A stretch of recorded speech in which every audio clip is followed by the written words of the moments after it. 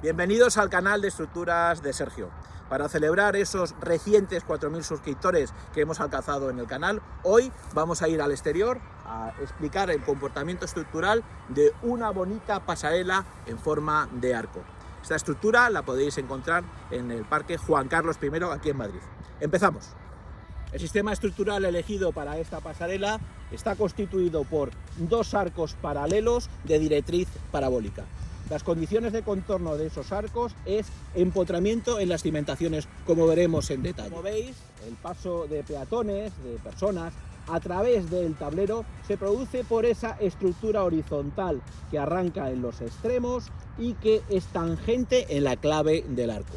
La forma de transmisión de cargas desde la pasarela a el arco se produce a través de esos montantes verticales.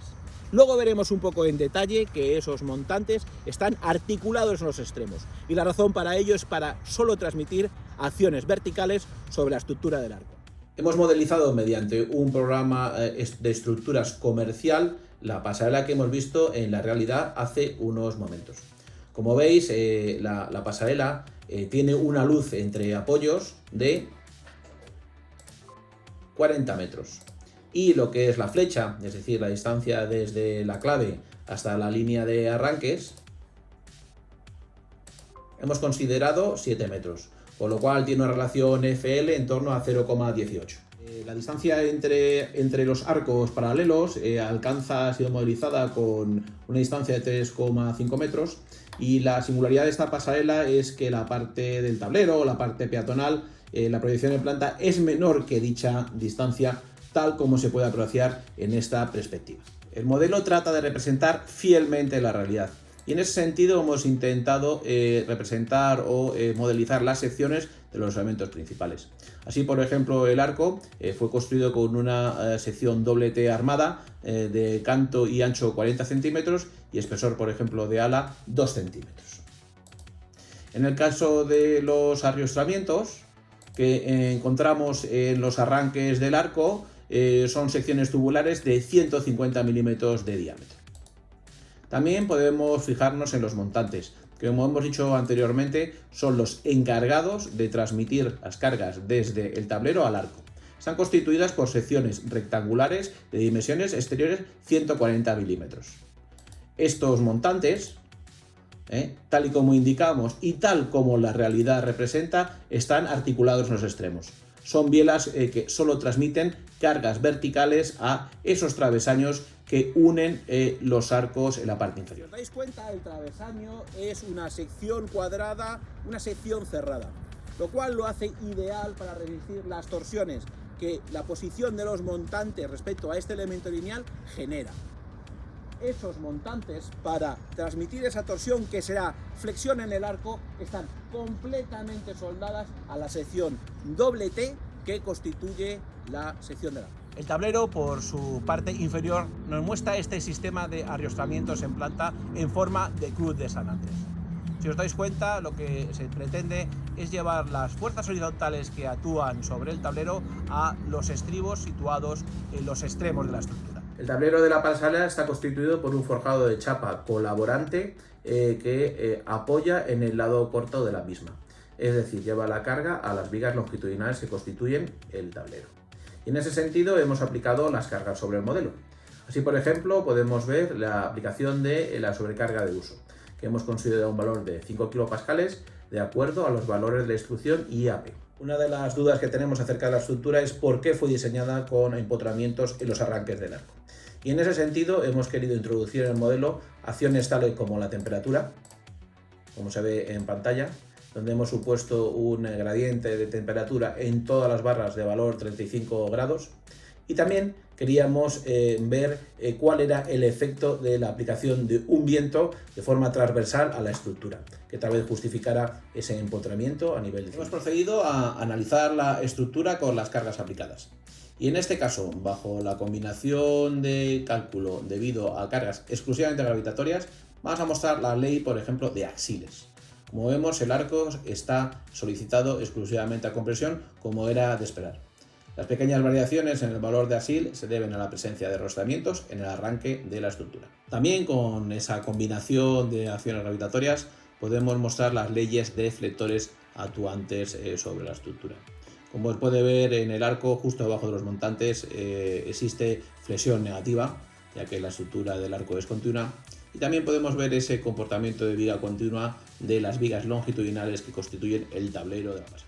El cálculo también nos puede aportar los valores de reacción transmitidos por el arco a nivel de cimentación. Si nosotros mostramos los valores de reacción para una combinación no mayorada de acuerdo a las cargas gravitatorias permanente sobrecarga, vemos que la componente vertical incluso es menor que la componente horizontal. Y esto es debido a la forma que tiene el arco. Al final, el empuje horizontal transmitido a la cimentación es de gran relevancia. Si consultamos los valores de reacción para las hipótesis simples no mayoradas de, por ejemplo, la temperatura, descubrimos que los valores no son de una importancia, no de gran importancia, ¿no? Tanto a efectos de asiles, cortantes, como de momentos flectores. En el caso, por ejemplo, del viento transversal, si vemos los valores de reacción, vemos que tampoco son muy significativos comparados con esa combinación de reacciones debido a cargas gravitatorias. Por lo tanto, entendemos que la condición de empotramiento del arco se debe más a tratar de garantizar la estabilidad de la estructura fuera del plano, más que para resistir otro tipo de acciones como las indicadas hace unos momentos. La directriz parabólica del arco incide de forma inclinada sobre el cimiento. Como hemos indicado, el arco está empotrado en la cimentación. Por eso ese gran número de pernos alrededor de la sección del arco con esa placa base totalmente rigidizada. Daos cuenta que el cimiento tiene esa forma de tronco de cono para poder recibir de forma más perpendicular posible las acciones de compresión que previsiblemente el arco va a transmitir al terreno. En la imagen se muestra un esquema teórico de las acciones que el arco comprimido transmite a nivel de cimentación. Como podéis ver, la cimentación presenta ese tronco de cono. Genera una superficie perpendicular a la directriz del arco. Todo ello para facilitar la transmisión de esfuerzos desde el arco hacia el suelo. Es presumible que la cimentación sea un importante volumen de hormigón, de cara a que dicho hormigón aporte peso a la fuerza de rozamiento que se tiene que oponer a la componente horizontal o empuje horizontal transmitido por el arco. Si estudiamos el sistema de apoyo del arco del puente, vemos que está resuelto mediante dos placas paralelas y unas silletas. Este diseño se debe a que solo la placa de anclaje no es suficiente seguramente para resistir las tracciones que el empotramiento del arco genera. Estas barras roscadas, como os dais cuenta, están fijadas a estas silletas mediante dos tuercas. El empleo de dos tuercas suele ser necesario cuando la estructura está sujeta a vibraciones y con ello se asegura que el perno queda fijado a la placa y por lo tanto al cimiento. Uno de los aspectos más importantes en el diseño de estructuras tipo arco es el estudio de la inestabilidad de la estructura fuera de su plano. Y a tales efectos están dispuestos estos arriostramientos con secciones tubulares en forma de cruces de San Andrés. Si os dais cuenta, estos arriostramientos se presentan en los arranques del arco. Y por seguro lo que pretenden es aumentar la carga crítica, es decir, la resistencia a la inestabilidad lateral de la estructura. Si os dais cuenta, esos arriostramientos en cruz de San Andrés con secciones circulares no se repiten hacia la clave del arco. Esto representa seguramente una optimización del material e intentar no cargar la estructura en la parte más elevada. Con la modelización de la estructura también hemos realizado un análisis elástico y lineal de pandeo para determinar cuál puede ser la carga crítica de la estructura y estudiar esa inestabilidad fuera del plano para los arcos. Para ese análisis elástico y lineal de pandeo hemos supuesto la siguiente disposición de cargas. Pretendemos con este análisis demostrar la importancia del empotramiento del arco a nivel de sus arranques. Daos cuenta que en este modelo los apoyos están articulados, no disponemos de arrastramientos en el arranque y no existe tampoco una vinculación de gran rigidez entre lo que es el tablero y la clave de los arcos. El vídeo muestra la animación correspondiente o asociada al primer modo de pandeo de la estructura. Como se ve, el valor, ese factor lambda que aparece en la esquina superior, alcanza el valor de 19,28. Como podéis ver, se ve perfectamente que la estructura presenta un gran movimiento en la dirección transversal de la pasarela. Bueno, pero nuestra estructura, como bien sabíamos, estaba empotrada a nivel de cimentación, disponía de esos arrestamientos circulares en los arranques y sabemos que la pasarela o el tablero está rígidamente unido a la clave de los dos arcos. Se muestra a continuación la representación del primer modo de pandeo de la estructura.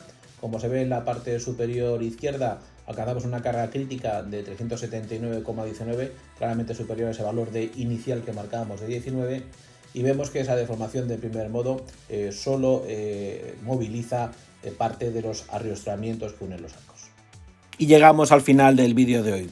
Recordad suscribiros, recordad compartir este contenido con las personas que creéis que le pueden ser de ayuda, y recordad que a través de mi perfil de LinkedIn tenemos un montón de documentación relacionado con el campo estructural y la construcción que seguro será de vuestro agrado.